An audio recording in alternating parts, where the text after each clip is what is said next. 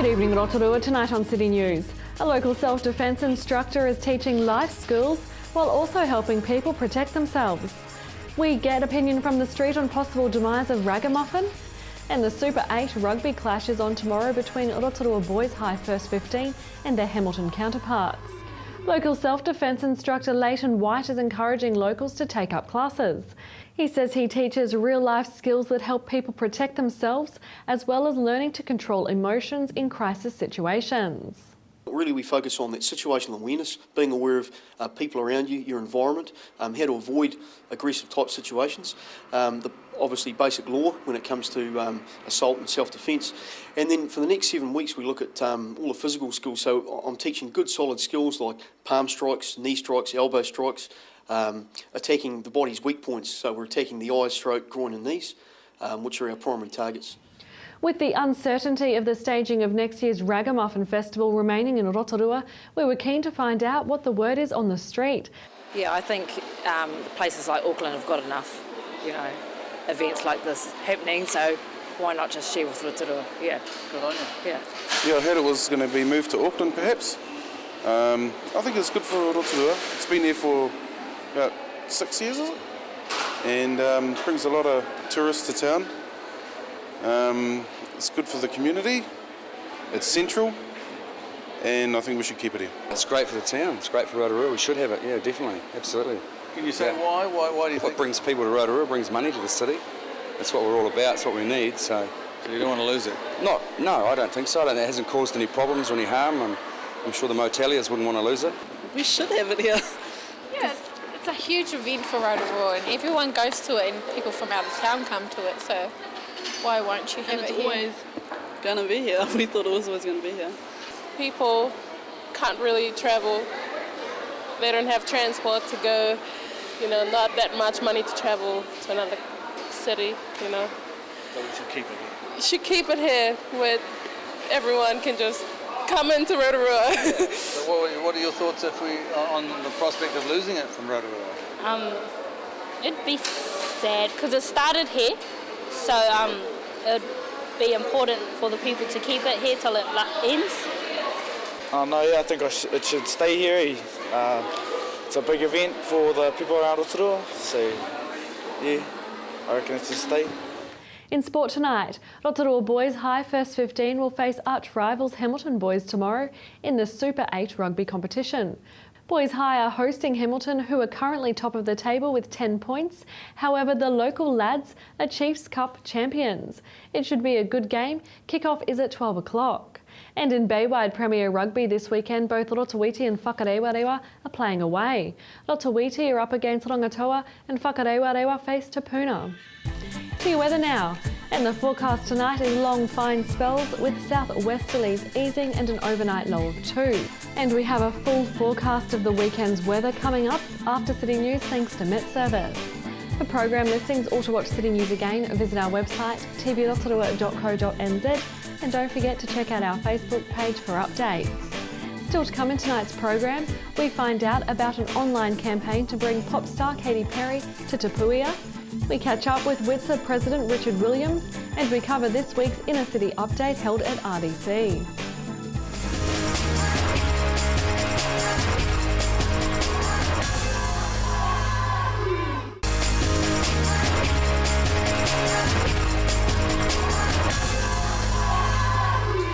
Kia ora everybody, welcome to Te Puia. I'm here because Katy Perry is on her way to Rotorua, hopefully, and this guy is going to make it happen. Kia ora koe, how are you? Very good, thanks. And yourself? Very good. So can you tell us what your name is and what your role is and what the connection is with Katy Perry? Yeah, so I'm Edu West. I have worked here for about 6 years and in the role as market manager for online and youth for about a year and a half.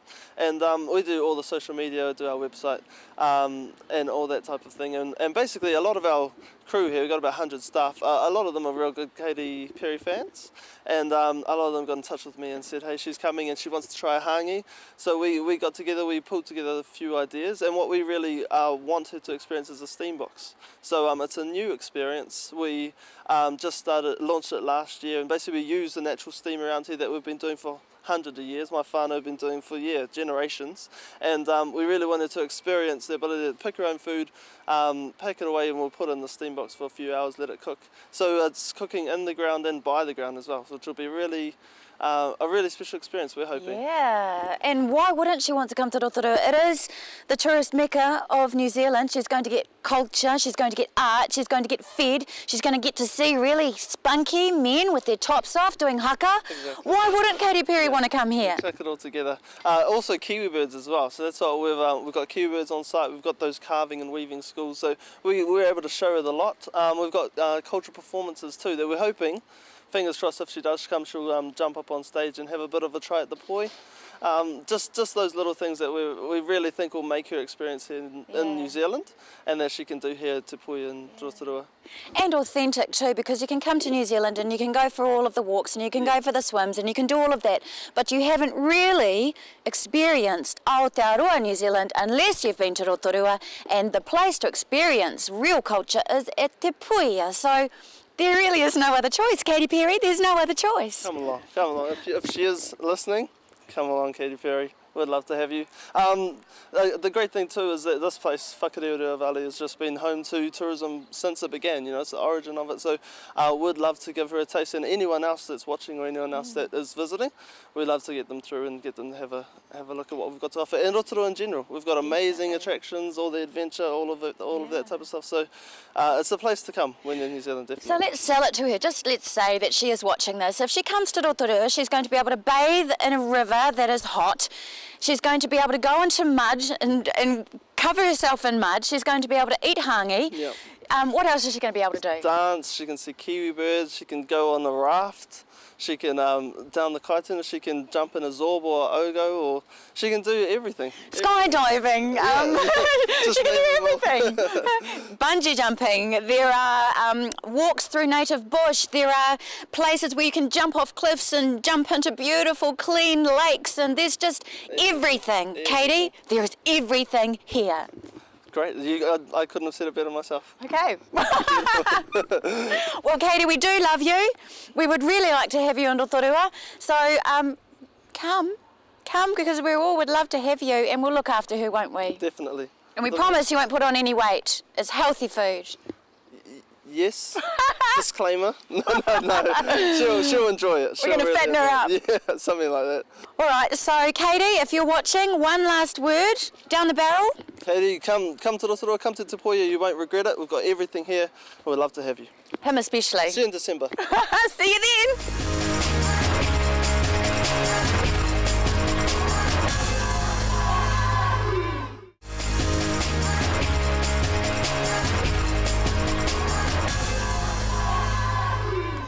Well, we've come down to Wairiki Institute of Technology today to catch up with WITSA President Richard Williams. Now, he's got some good news for the students, and Wairiki has just gone totally smoke-free, so it's great news for the non-smokers down here. So we'll head inside and catch up with them. Hi Richard, good to catch up with you. Now, you've been the President of WITSA for just over a year now, and we haven't had a chance to catch up with you at Wairiki, but there's been some good changes here at Wairiki, so give us an update of what's been happening. Okay, first things first, we've started Wairiki's first student council on our campus here, which should give us a better true student voice. Basically what we're trying to do is, because the way things are at the moment with the student associations, and they seem to be not doing so well, we thought it'd be a good idea to start up a student council. And that's a good idea because obviously, like you mentioned, the student associations around the country, they're starting to fall away, or have been falling away. What do you think that is? Ever since VSM come in, where it's made membership voluntary, people are just running on reserves, and you can only get, how would you say, funding from one source, which is your institute. Any other funding has to go through a tedious procedure. So, to me, that's the main course, is VSM. Now, I remember last year when we came up and talked to a few people at Wairiki, they were moving into giving you guys some funding, so is that still happening this year? Yes, we still retain our contract with Wairiki at this point, but we also must meet criteria that they've put out for us. Yeah, well, that's good news because you obviously need some money here, being students. Oh, definitely do. Now, I think the other really good thing that's happening here at Wairiki is now that it's completely smoke-free. So, how does that affecting some of the students that are smokers? There's a few that definitely are struggling with it, but I'm a smoker myself, and I don't see any problem with the campus going smoke-free. The last thing you want to see is smoke butts lying around the campus, and you've got to be mindful of those that don't smoke. Yeah. So for the smokers like yourself, is there a designated area off-site? Anywhere off campus. You can smoke anywhere off campus, but just not on the campus grounds itself. Yeah. Was that well received by the non-smoking students? The non-smoking students, yeah, they like that, but they brought up another issue, that issue being that you're going to see about 20 or 50 odd smoking students all lined up outside the campus, which is not going to give the campus a good look. Especially if it's raining, people are going to be out there getting wet, aren't they? That's the thing. With smokers and their addiction, it doesn't matter whether it's raining, it's cold or whatever, they will go somewhere and have a cigarette regardless. So. Yeah. I noticed, Richard, when we walk into the Witsa common room that it's nice and clean and tidy. It's a little bit different to when I was here. It was quite cluttered and messy. Yes, we've kind of decluttered it and tried to make it a bit more inviting and open for our students. It's time for a change, so we're slowly upgrading the building. We're starting on painting. Hopefully we'll start getting new furniture and stuff and acquire new things for our students. Try and give them the best opportunity possible. So, yeah, things are looking real bright and upbeat for us. Now, one of the main jobs of the student council here is to be an advocate for students. Have you had to do much advocacy this year? This year, at the beginning of the year, it's normally the highest points are around January, February, March, when you're having to deal with study link, and that seems to be our biggest advocacy issues at the beginning of the year. That and the buses that are running, because Wairiki now provides buses from Rotorua, Taupo and Whakatane. So the students that come from those areas can now come over to Wairiki free of charge. That's cool, isn't it? Wow. And that's awesome. Yeah. So. Now, obviously there's lots of international students here. You're obviously working hard with them as well. Oh, definitely. The international students, they're a big percentage on our campus, and we have to look after all our students. Doesn't matter whether international, domestic, even youth guarantee students, we look after them all. But with the internationals, they're very unique students, and they have very unique problems. Now, just coming back to the council, have you got a good mix of international and national students? At the moment, we have on our student council, it's a 7-member council. We have 2 co-presidents, myself being the senior, and Emma Smith being the junior co-president, and that was done so there's more of a consistency over the period, because the way we saw it, we didn't want to have to retrain somebody every year so they'd know what they're doing. So when I finish my time at the end of this year, Emma becomes the senior one next year, and that way we have a roll-on effect, so there's always somebody in the know that's pushing the student council forward and forward and forward. That's got that experience. Definitely. Yeah, cool. Now it's almost coming up to the end of the first semester and coming up to the holidays. Anything new happening in semester 2? Not that I'm aware of at this point. Oh, yes, there is. There is? I just thought Ching ching? Ching ching. We've got a new website. Wairiki's running a new student user-friendly website, because they found that a lot of the students, myself included, we weren't using the eCampus website because it wasn't so friendly. So they've rolled out a new one which starts in semester 2 under the new Moodle project, and that should make it a lot easier for computer illiterate students like myself. Cool, that's good news. Now the other good thing is our viewers may not know this, but they've also got probably one of the best cafes in town here, don't they, with their coffee? Oh, they do, mate. The green bean coffee. Yeah, fantastic. It's awesome, eh? Yeah, cool. Well, I think it's our cameraman's Ron's shout today, so good to see you again. Good to see you. Thanks for your time. Cheers.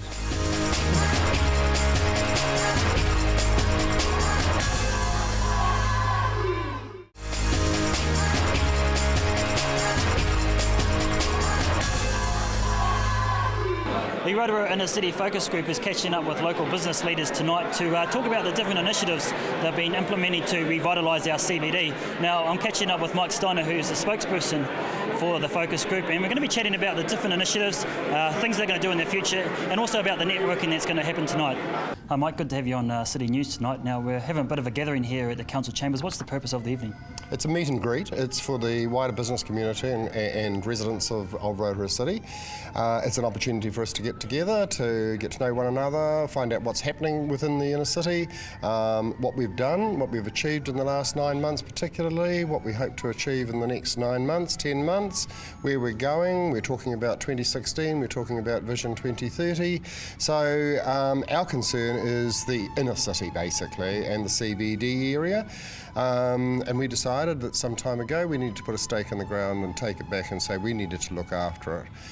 It's the community's responsibility to do this. You know, we often sort of put these things aside and think somebody else is going to do it, council's going to do it, or there's somebody else sitting over there in that corner and they're going to actually do it for us. It doesn't happen. People have to make it happen. People have to take responsibility and sort of say, hey, it's our city, it's my town, I need to contribute to it. Put my best endeavour. Were you the one who initiated the Inner City Focus Group? Yes, basically, and that came after a public meeting where we discussed the annual plan in the Westpac building, and that I think was in April last year. And we felt then that we were not being included as we wanted to be included in the future growth and direction of this city. So that's when we put our hand up and we sort of said, no, stop. You know, we need to do this collaboratively, we need to do this together, we need a bit of a vision, and we need to make sure that we progress, because if we don't progress, we've got no growth, we've got no investment, and the city would stagnate. And that was a great danger of what we were doing. Now, you mentioned that you've initiated a lot of different initiatives here in the city. Is there anything in particular that you're quite proud of?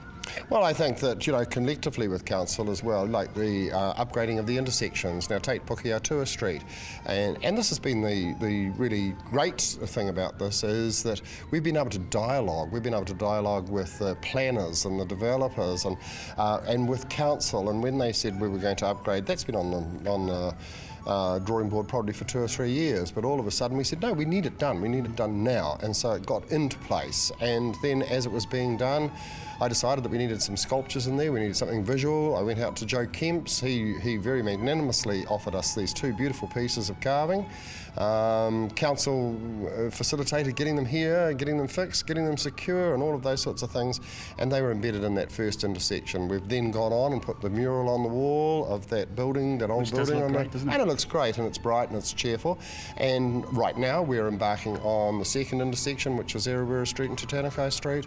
Other initiatives that we've done, Scrub Day, and that's what we launched. There's been a couple of those, isn't there? No, we had one last year, and our last gathering here at council was to launch Scrub Day, and that was hugely successful. People bought into that and got behind us and got stuck in and tidied up their premises, put paint on where it was required, you know, replace their signages and that sort of thing. Not all businesses did it, but the greatest percentage of businesses did it, and other people followed on. But you know, one of the great things about that was that some people had worked alongside another business and hadn't ever acknowledged them or really apart from a passing nod, and they got out and they actually saw what was happening and communicated.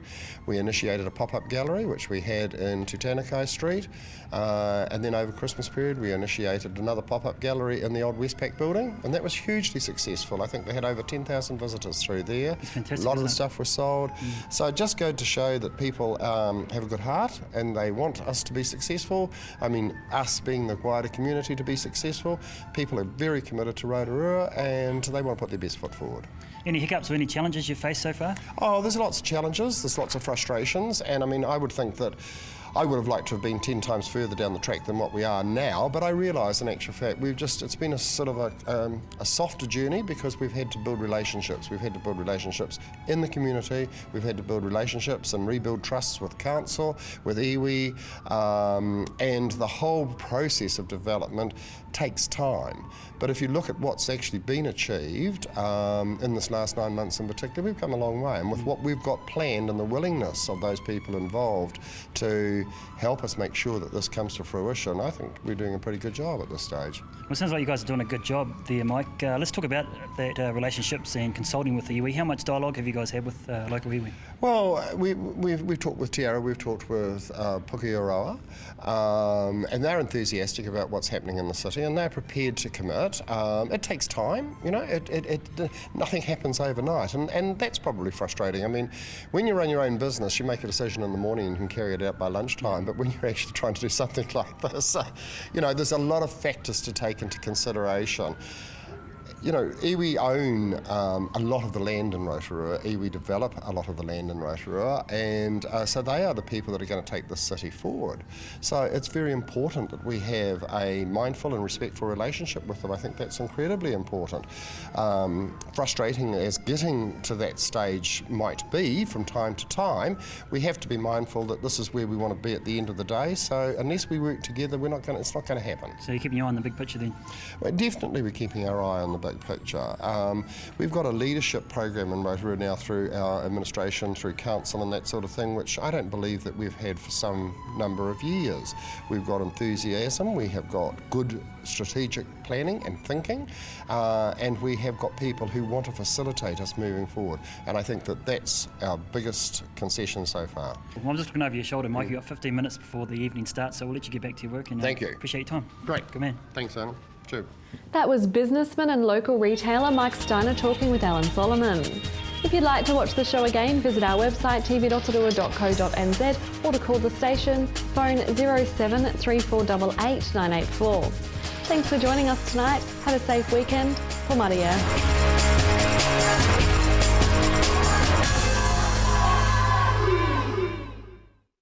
Supporting local content so you can see more of New Zealand on air.